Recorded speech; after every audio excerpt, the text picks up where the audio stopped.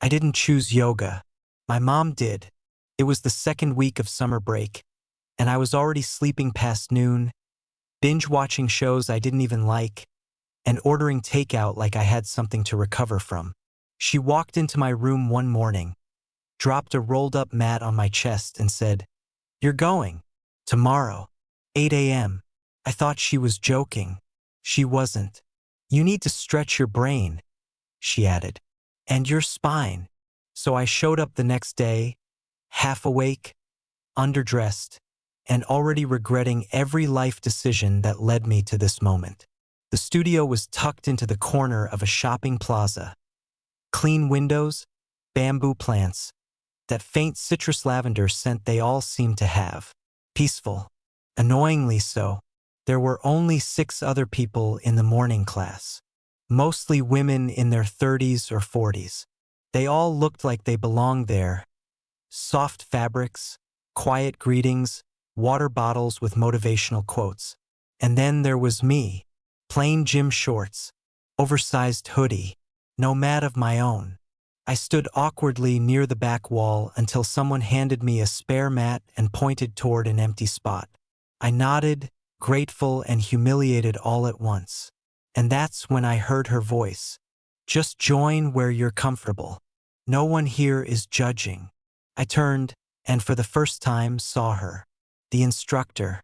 Tall. Maybe late 30s, early 40s. Dark hair pulled into a low, effortless twist. She wore deep green leggings and a loose-fitting charcoal tank top knotted at the side. Barefoot, of course. Calm. Balanced. But what struck me most wasn't her appearance.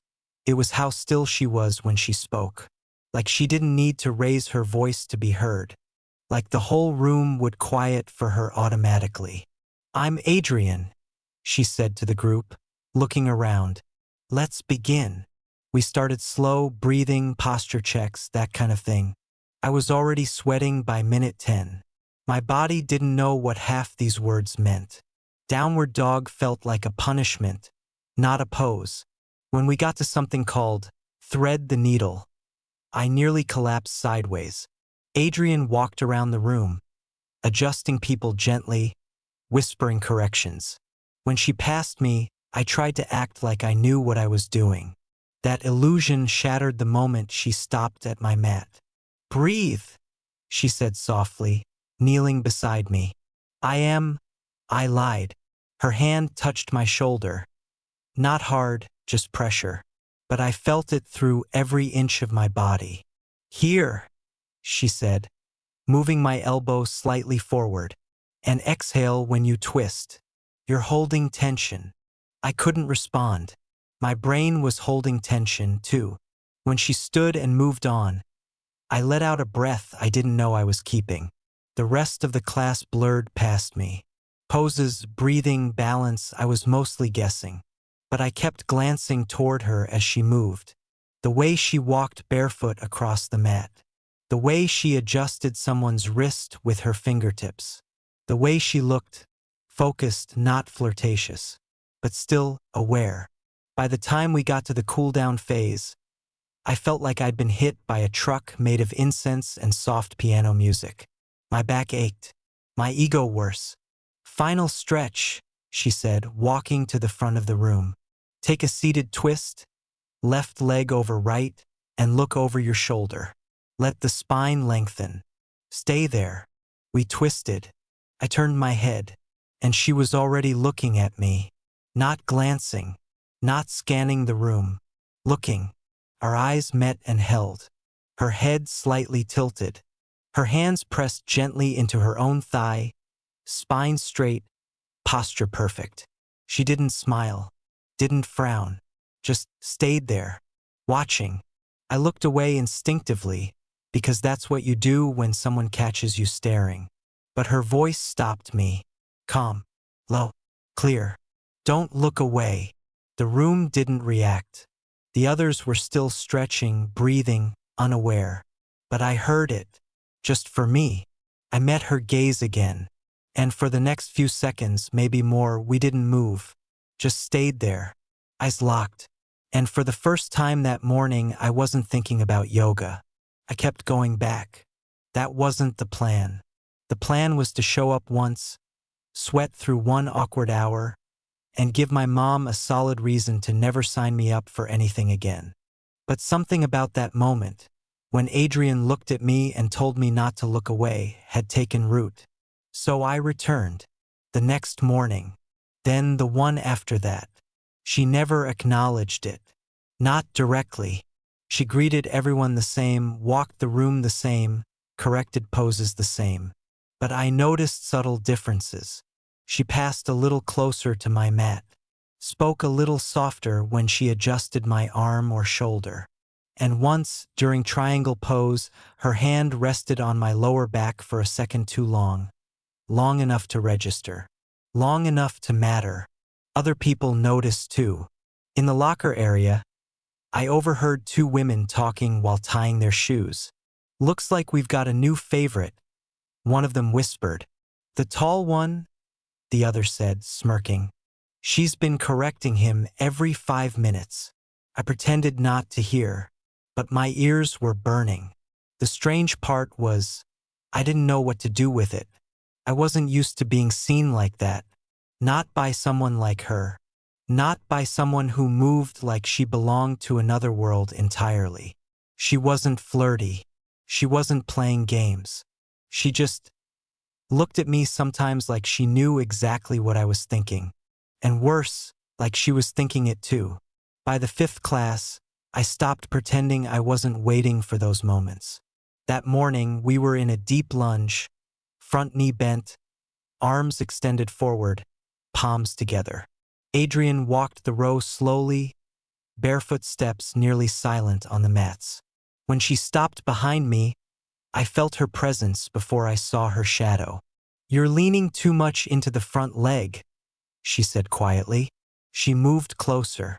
I felt her hand brush my side, guiding me back gently. Then her other hand pressed against my upper spine. Pull here. Breathe from here. Her voice was right at my ear.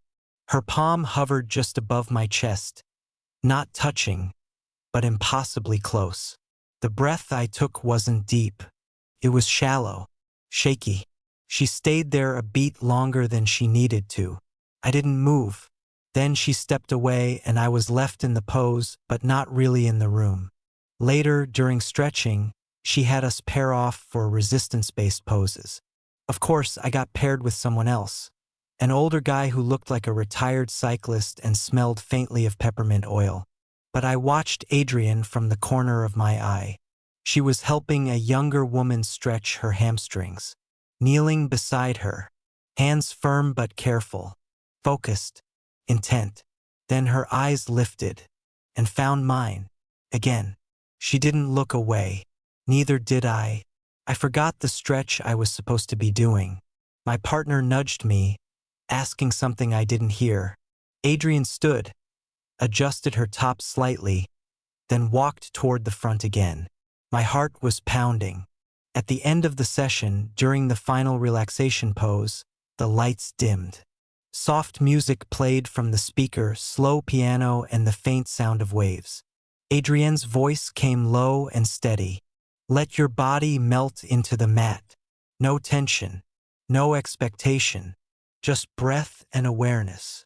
But I couldn't let go. Not now. Not when every fiber of me was humming with questions I didn't know how to ask. After class, I lingered, pretended to tie my shoes slowly, refold my mat twice, sipped water I didn't need. Adrian was talking to someone near the front, an older woman asking about posture adjustments. I waited. When the woman left, Adrian turned, noticed me and smiled faintly. You're starting to open up, she said, crossing her arms loosely. I tried to play it cool. My hamstrings disagree. She tilted her head, amused. Progress doesn't always feel comfortable. There was a pause. The air felt too quiet for a moment. Then she stepped a little closer and lowered her voice. You're not just here for yoga anymore, are you? I hesitated, then shook my head slowly. She looked at me, longer than she should have. Thought so, she whispered, and walked away, leaving me standing there, staring after her, still not looking away. It was a Wednesday when it happened. Rain was falling hard that morning, thick and slanted, pounding the windows of the studio like it had something to prove. The room was dimmer than usual, the natural light from the skylight replaced by soft floor lamps and the flicker of candlelight at the corners. Only 3 people showed up for class, and one of them left halfway through, citing a meeting. By the end of the session, it was just me and Adrian. The other student, an older man named Carl, gave a polite nod and left with his mat tucked under his arm.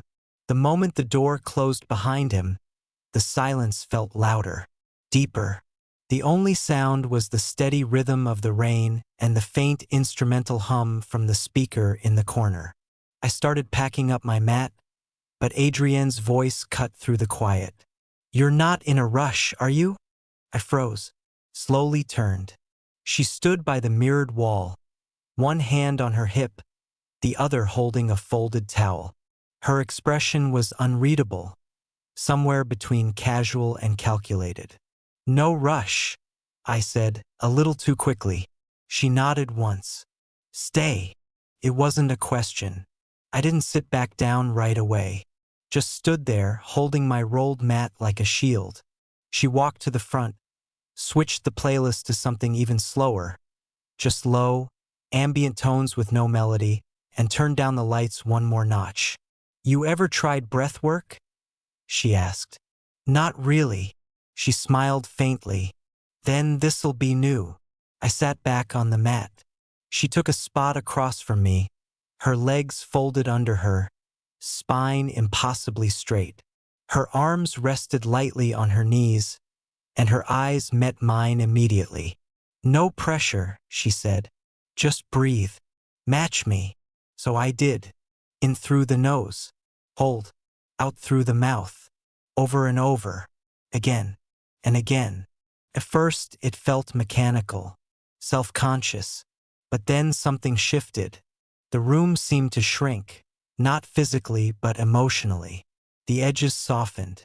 Her breath matched mine. Or maybe mine matched hers. I couldn't tell anymore.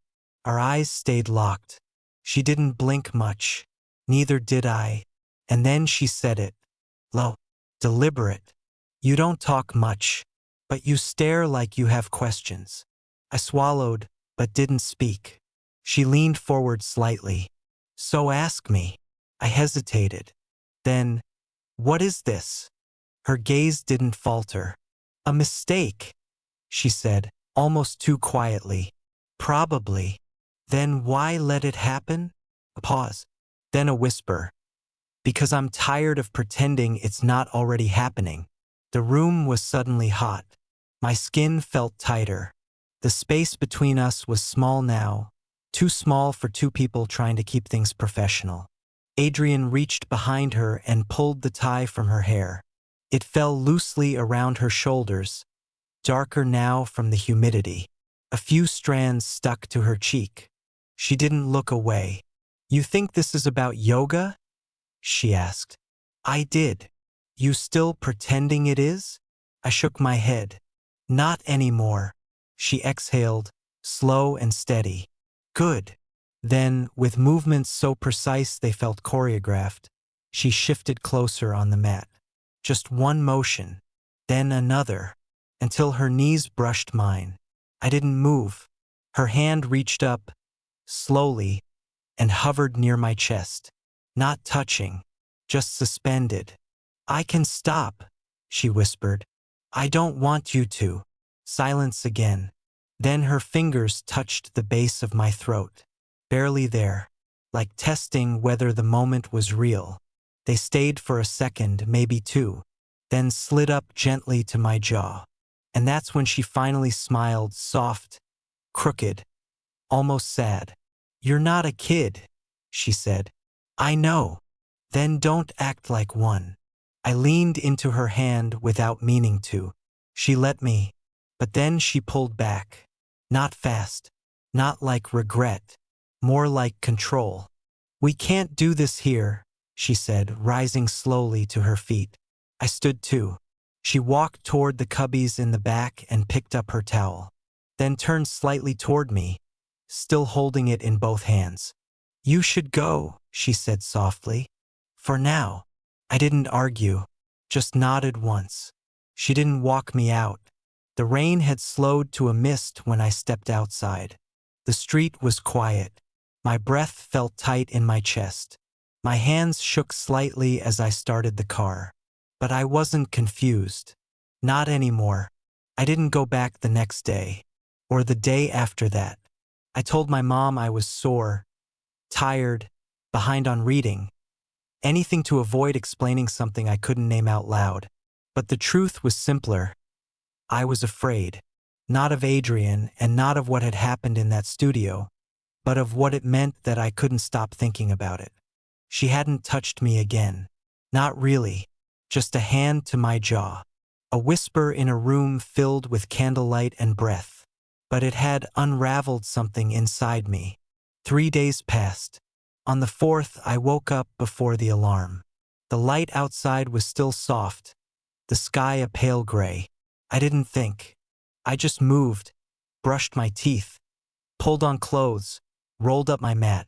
By the time I got to the studio, I wasn't sure what I was hoping for. The class was already underway when I stepped inside. Adrian stood at the front of the room, arms raised in a slow, fluid motion as the group mirrored her. She glanced at me once, just briefly, and gave the smallest nod. That was it. She didn't stop the flow, didn't pause to speak. She just continued, like nothing had happened, like I hadn't missed anything. But I saw it in the way her eyes flicked to me a few more times than necessary. I joined the class quietly, moving through the poses with more control than usual. My balance held longer. My breathing came easier. My attention, for once, didn't scatter. When the class ended, everyone packed up slowly. The usual quiet murmur of thanks and water bottles opening filled the air. Adrian smiled at a woman by the door, helped another roll her mat, answered a question about joint pain, and then, when the room was nearly empty, she turned toward me. Can you help me put these away? She didn't wait for an answer, just turned toward the storage rack in the corner, where the extra blocks and bolsters were stacked. I followed. We worked in silence for a moment, just the soft thud of foam blocks against wood, the brush of cloth, the hum of the playlist still looping softly from the speaker. Then she said it. Was it nothing to you? I froze. No, I said. It wasn't nothing. She nodded, still not looking at me. Her hands stayed busy, neatly aligning the props, smoothing the folded towels. But you disappeared, she said quietly. I didn't know what to do. And now, I still don't. That made her stop. She turned, leaned back against the storage shelf, and crossed her arms lightly.